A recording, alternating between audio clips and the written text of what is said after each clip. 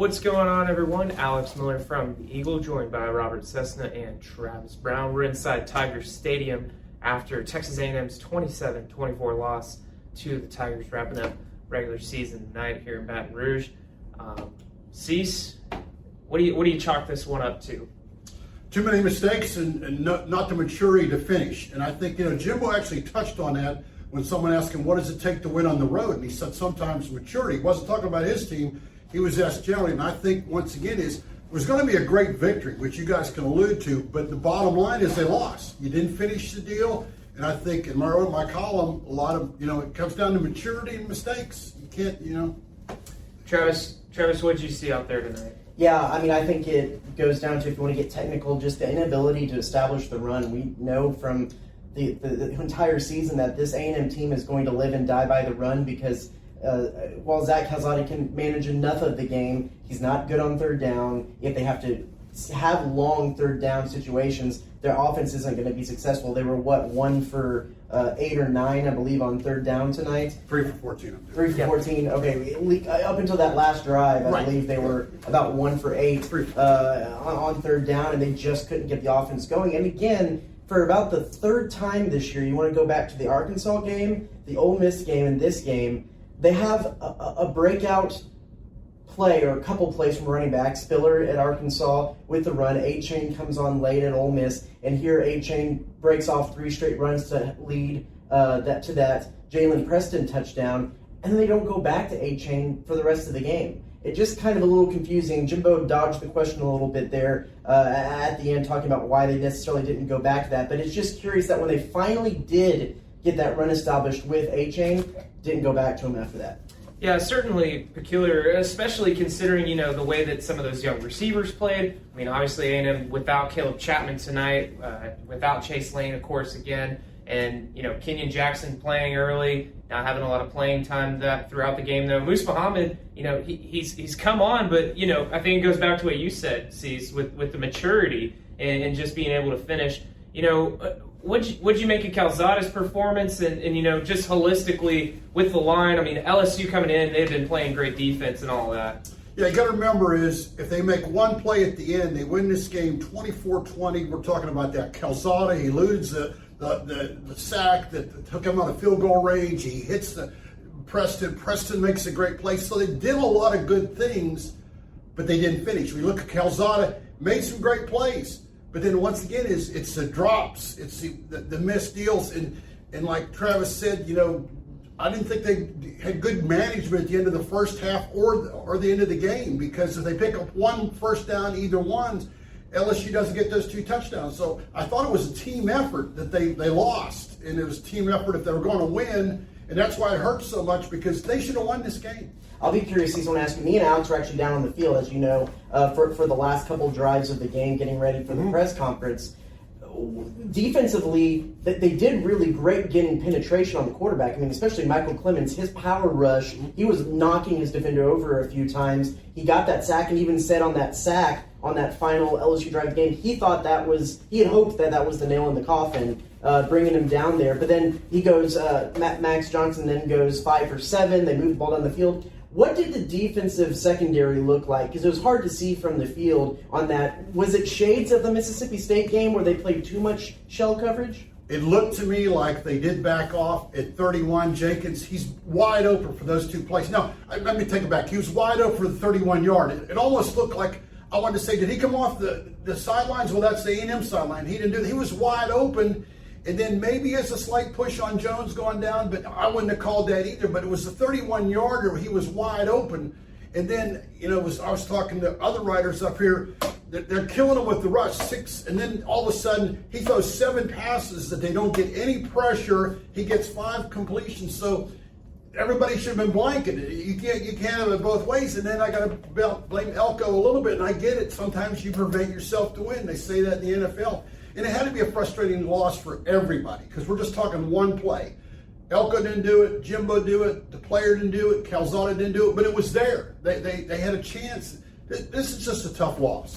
To your point, Travis, I mean, we were kind of noting throughout the game how they were running a lot of that dime package, and it was mixing between a 3-man and a 4-man front. And from my view, at least, it looked like on that last drive, A&M was only rushing 3, whereas in the previous drives where they were getting really good pressure on Max Johnson, I mean, they were bringing 4 every time, and that seemed to be the difference. They were blitzing Damani Richardson a lot from that dime position, yes. And that actually kind of set the stage for that last Michael Clemens sack. Because they were looking for he kind of faked the blitz again, dropped back into coverage, kind of got the offensive line a little bit offset, and that's what let Michael Clemens get in there. But then, as far as I could tell, they didn't blitz again through the remainder of that drive. They just tried to let the front do it, play that shell coverage, and it looked like, to me, it looked like Mississippi State all over again a little bit. But I didn't want to come out and say that because it was hard to see the full 21 from where we were standing. I think you're right, because a lot of the deal was, if you look back, and I do watch the television broadcast, a lot of times they would blitz, but they'd only bring 3 defensive linemen with a blitzer. So they weren't really bringing 5, they were dropping. They did that well throughout the game, and I think you're right. They went to 3, and they didn't blitz one of the good defensive backs because they wanted them back there to defend, but they didn't defend. So to me, and once again, as I was telling a couple guys around, I said, I'd love to review the end of the film with Elko, because I don't know what they were doing, because it wasn't working. Whatever was working before, suddenly they went, after the sack, 86 yards in 91 seconds without a timeout. Is this a situation where, you talk about defensive coaches when you get at the end of the game, they might run it a few times and then just go ahead and punt it on a short 4th down because they want to trust their defense on a good defensive mind. Are we learning that because, Jimbo Fisher is the quarterback guy, he is the quarterback whisperer, he's going to let his quarterback live or die, and he wants to live or die by his quarterback when it comes down to these clutch situations of the game? Because, again, I'm going to go back to it, that is the 3rd loss where it seemed obvious, give the ball to the hot hand, and they just didn't do it. I didn't like when they ran the ball on 3rd. They passed the ball on 3rd and 2 because they threw the pass to Wiedemeyer, went out of bounds, stopped the clock. And we saw in the Auburn game, 20 or 30 seconds can make the world of difference. And those extra 30 seconds, I don't think LSU wins if they don't have those 30 seconds. And once again, it's nitpicking, but these coaches get paid millions of dollars to make. I'm just a sports writer, to make the right call. And LSU coaches made better calls a few times than A&M, which is hard to believe when they had 6 sacks and but also you look at the big plays they gave up, 3 big touchdown passes. I mean, that offset the 6 sacks. We talk about the end of the game and A&M's predicament down there on both sides of the ball, I should say. But a common theme that has come from all of these losses that A&M's had is just kind of sleepwalking through that first half, especially on defense. You go back to the Arkansas game, Arkansas gets up 17-0. You go to the Ole Miss game, Ole Miss gets up, 15-0. And then tonight, LSU up 10-0. That seemed A&M just playing from behind in all these losses, and the offense just not built to overcome something like that. Even when they do and had chances in all 3 of those games, even in Mississippi State, chance to win the game.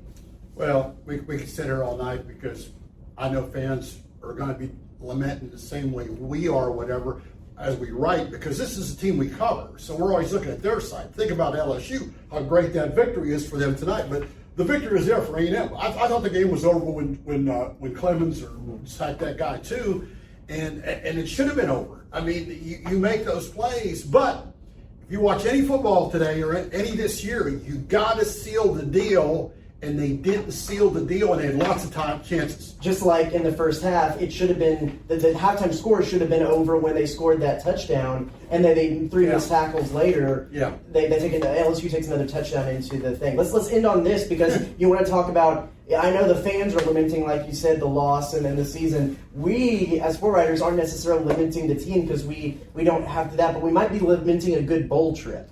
For us, where do we see in this now? Yeah, Ed Ogeron said he's going to Destin tomorrow. This one cost Aggies the trip to Florida too? I don't know, because we look. Kentucky did win. That was a huge win for Kentucky. So I think Kentucky went ahead of A&M. So could A&M get to Tampa, which is they're definitely not going to go to Citrus because Arkansas won. They're hot. They're going to take fans. So Arkansas is ahead of A&M. Kentucky's ahead of A&M. And I understand the SEC does it by committee, But I think it's going to be hard now for A&M to get to Florida. I think best case scenario now, like you said, is Outback in Tampa.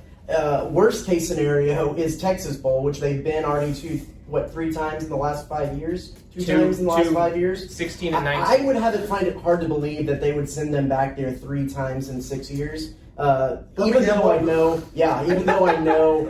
if they were going to take a season, well, at least it could have been a season where the Vegas Bowl was in play at the end of the thing. But you don't like that. I don't think it'll be Texas Bowl. They've already done the full circuit other than the Citrus and the Outback Bowl. So really, anything like the Liberty, like the Music City, any of those bowls are kind of back in play. I think so. But then you look at Memphis, maybe you send Arkansas there. That's a little true. bit closer, a little bit of a fan base.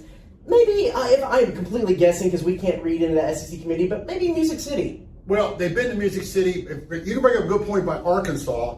They haven't been to the Outback.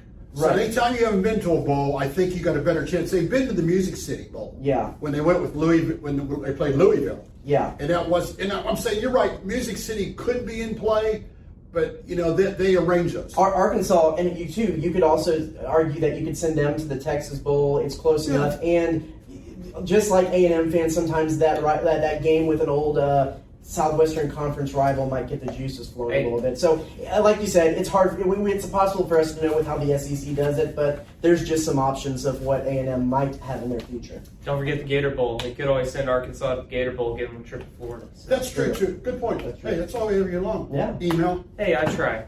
All right, I think that's going to do it for us. We got some stories to finish and some etouffee to eat in the press box. So thanks for tuning in tonight, everyone. We'll see you next time.